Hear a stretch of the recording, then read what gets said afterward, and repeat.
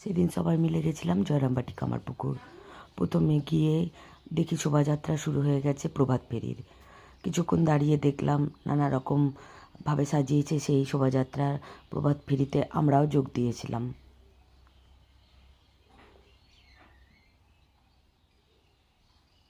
নানা রকমভাবে সাজানো সেই শোভাযাত্রা, যেখানে ছিল ছৌ নাচের কিছু, তারপরে মহিলাদের ঢাক বাজানো, রনপা, আরও নানা রকম। সবশেষে যখন আমরাও শোভাযাত্রার সঙ্গে এগিয়ে গেলাম কামারপুকুর ঠাকুরের বাড়ির দিকে। সেদিন ছিল ঠাকুরের জন্মতিথি, তাই প্রচুর ভিড় ছিল। স্টেজের মধ্যে স্তোত্র পাঠ করানো হচ্ছিল এবং হচ্ছিল নানা রকম অনুষ্ঠান, যেমন বাউল গান, আরও অনেক রকম। সেগুলো একটু দেখলাম। তারপরে দেখলাম ঠাকুরের ভোগ আরতি।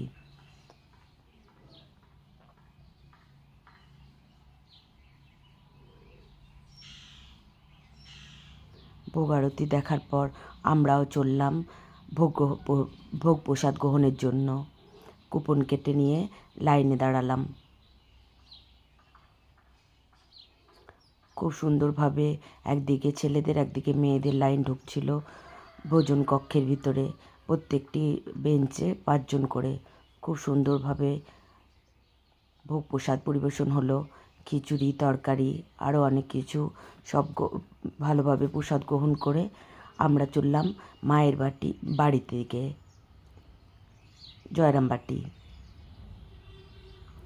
সেখানে সব ঘুরে ঘুরে দেখলাম। আগেও যদিও গেছি, তবু প্রত্যেকবারই যেন নতুন লাগে।